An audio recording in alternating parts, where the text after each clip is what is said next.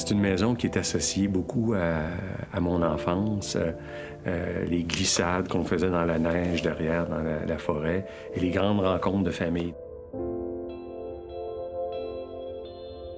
Ce qui m'impressionnait quand je venais, même depuis la ville jusqu'ici, c'est que je regardais les granges, les maisons, le village, et je trouvais que l'architecture vernaculaire, en fait, était en dialogue de façon harmonieuse avec l'environnement. Et j'ai demandé à mon grand-père, mais j'ai dit, mon Dieu, comment se faisait-il qu'il y avait peu de moyens d'arriver à bien installer dans le paysage des bâtiments comme ça? Ce qu'il m'a dit, c'est que dans le village, il y avait quelques personnes qui étaient reconnues pour leur capacité à regarder un site et à trouver la meilleure position. Alors, il dit, ça se faisait simplement. Habituellement, c'était un repas ou deux. La personne qui avait un projet, par exemple, d'une nouvelle grange, invitait ces personnes-là et expliquait un peu ce qu'ils voulaient. Comme il y avait peu de moyens, ils ne pouvaient pas se mettre à emprunter un bulldozer puis se mettre à aplanir le terrain. Donc, il fallait qu'ils travaillent de façon à avoir le minimum d'efforts. Ces gens-là avaient acquis un savoir qu'ils connaissaient et qui permettait à ce moment-là de bien disposer les projets. Alors, c'était une discussion, par exemple, le vent dominant.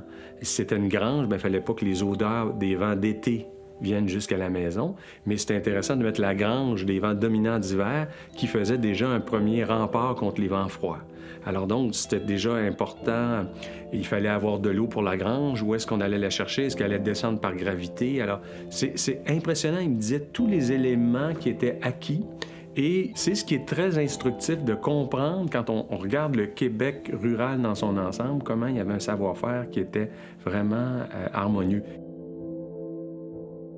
L'architecture vernaculaire, c'est celle qui a été faite dans un site donné avec les artisans de cette région-là. Donc, il y a un savoir-faire vernaculaire. C'est un savoir qui a été accumulé avec le temps. Et l'architecture vernaculaire est en adéquation avec le climat, bien sûr, avec la culture, avec les matériaux disponibles. Donc, c'est ça qui est fascinant dans cette architecture-là, qui se faisait à l'époque sans architecte, là. La maison québécoise dans laquelle on se trouve, bien sûr, on peut faire des parallèles avec certains habitats en Scandinavie, mais elle est unique. C'est-à-dire, elle a permis, au début du 19e siècle, cette maison-là, près de 200 ans, de vivre confortablement. On avait réussi à adapter une architecture qui était venue de France à un climat qui était complètement différent. L'architecture vernaculaire, c'est pour nous une leçon. Pour moi, je l'ai appris à regarder cette maison-là et c'est pourquoi j'aime bien amener mes étudiants. Parce que de venir passer une journée, 2 jours ou 3 jours dans une maison ancestrale, plusieurs ouvrent la porte et disent « Hey, je suis jamais entré dans une maison qui a 200 ans, là. »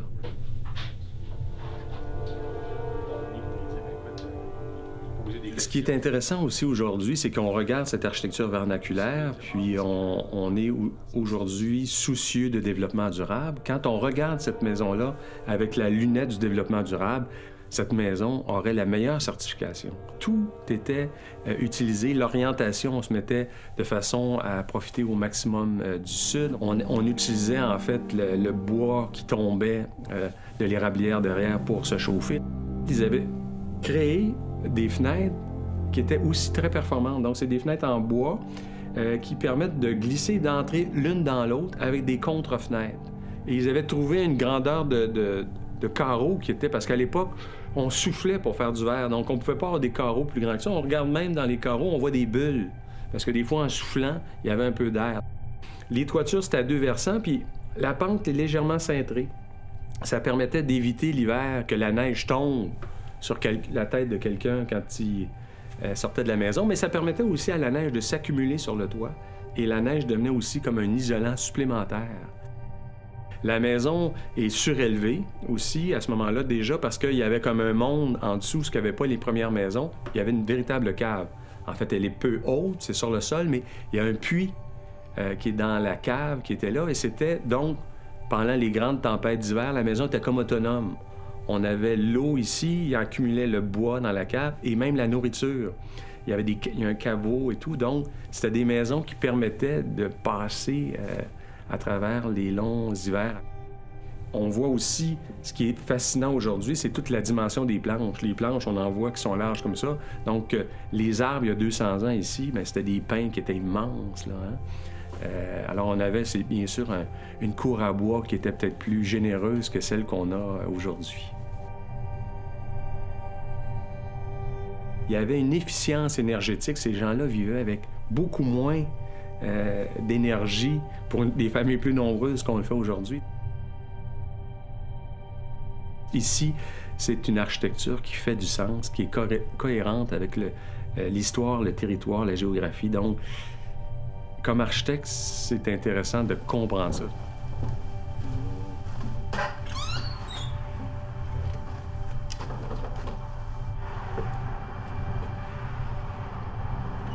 Alors, j'ai vu évoluer le village de Saint-Gervais sur plusieurs décennies.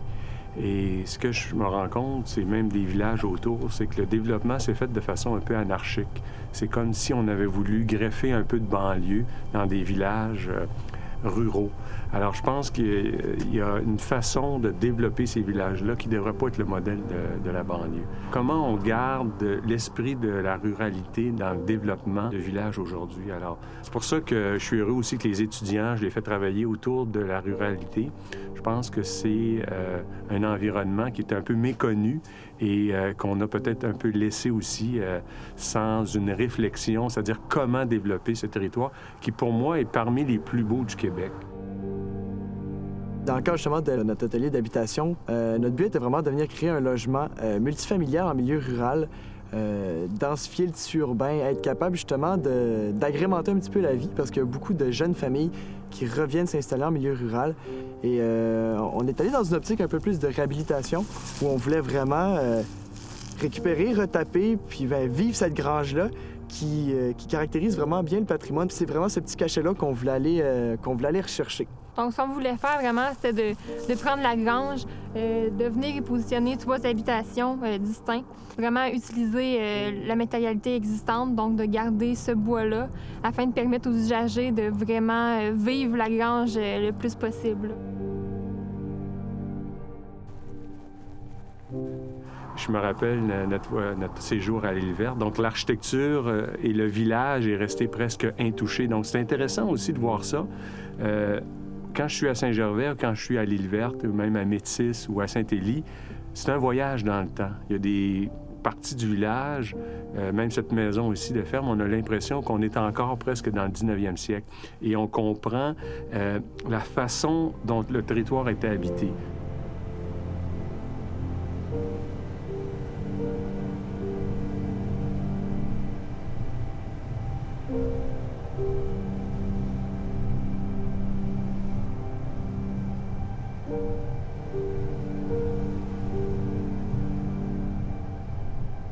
Je suis actuellement à l'île Verte. J'ai été invité par, en fait, le président du comité consultatif d'urbanisme ainsi que le maire parce qu'ils veulent penser à leur avenir, comment permettre que de nouvelles constructions puissent se faire sur l'île Verte. L'île a été nommée île Verte par Jacques Cartier, 1534. Donc, on naviguait ici dans un coin dangereux. Il y a eu d'ailleurs des échouements à quelques reprises. Et finalement, il a convaincu le roi d'Angleterre de construire un phare en 1809, premier phare sur le Saint-Laurent. Ah oui, le premier sur le Saint-Laurent. Et il allume encore, la lumière sert encore aux navigateurs. Bien sûr, ils ont les GPS aujourd'hui, ils disent qu'on n'en a plus besoin. Mais il y a comme une sorte de demande des navigateurs, laissez-nous-le. On a rencontré aussi des personnes qui nous ont parlé de l'architecture. Donc, c'était surtout des maisons traditionnelles, en fait, des maisons à 2 versants. Il y a eu des cabanes aussi de pêcheurs, je pense, un peu avant. Donc, on reste dans une architecture ici qui est très, très dépouillée.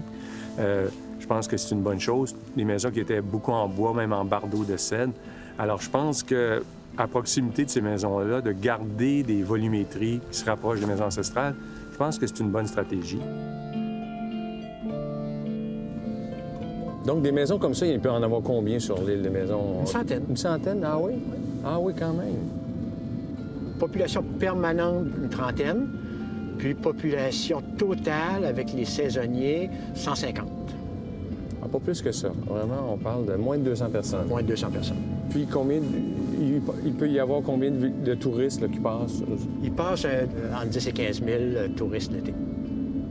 Je travaille une piste là, pour essayer de densifier le village, d'en faire vraiment un noyau villageois, mais c'est pas acquis. C'est pas acquis parce que dès qu'on parle de densification, il y a tout de suite une majorité de la population qui s'oppose. Mais quand vous parlez de densification, vous allez parler de quoi? 20 maisons ou, je sais pas? Au maximum. Au maximum.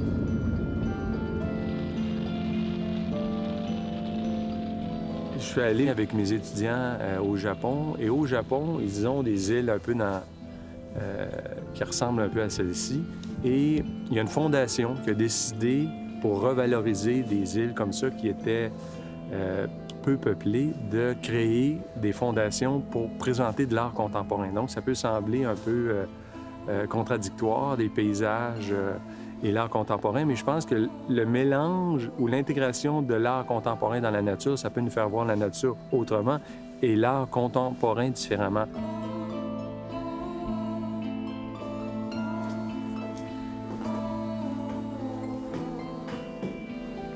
Ce sont des artefacts qui ont été...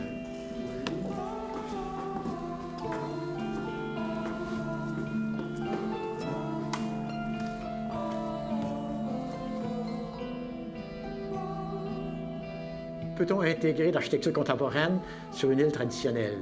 Aujourd'hui, c'est pas possible.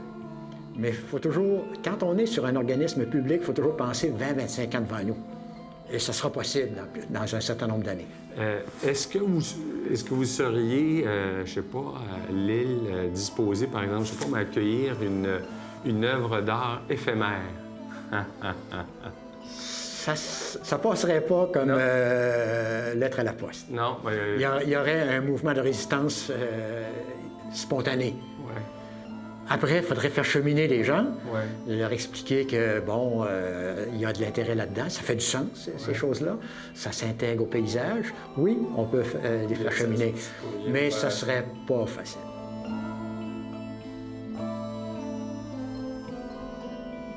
C'est un rêve peut-être un peu que je caresse qu'au Québec, on puisse faire quelque chose de ce type-là. Je pense qu'on a des artistes, on a des architectes, des gens de talent. Donc, pourquoi pas venir investir de façon très respectueuse ces paysages pour permettre aussi de les redécouvrir. Donc, quand je vois ça, moi, ça m'inspire toujours peut-être d'une part des installations parce que c'est plus facile à faire et c'est souvent rapide, mais peut-être qu'on pourrait imaginer plus tard faire des constructions pour présenter le travail de certains de nos artistes.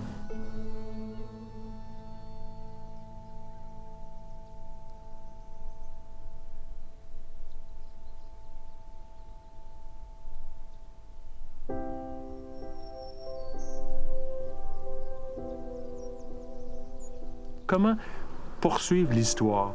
Pas la détruire, pas importer des modèles qui ne collent pas.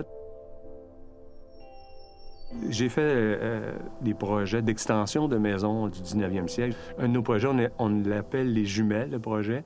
C'est une maison ancestrale, puis on est venu mettre un volume à l'identique à côté de la maison ancestrale, donc tout en bardeau blanc, un peu simplifié, mais on voit très bien la maison du 19e et la maison du 21e siècle. Puis comment elles dialoguent ensemble? On l'a appelé les jumelles parce qu'on a l'impression que c'est un même esprit, d'une certaine façon, qui les a vues naître. Le développement de nos villages, c'est aussi mettre en valeur ce patrimoine-là. Et c'est développer une architecture contemporaine qui est en harmonie, qui est respectueuse aussi de ce patrimoine-là. Et je pense qu'on a tellement des beaux villages et il y a un esprit, les gens sont tellement fiers dans certains. C'est simplement aussi leur donner des guides pour aller dans le sens de préserver une tradition, pas une tradition fermée, je dirais une tradition ouverte sur les nouvelles façons de faire, mais je dirais respectueuse d'un esprit qui était là. C'est pour ça que quand je conçois, je pense toujours à mon grand-père.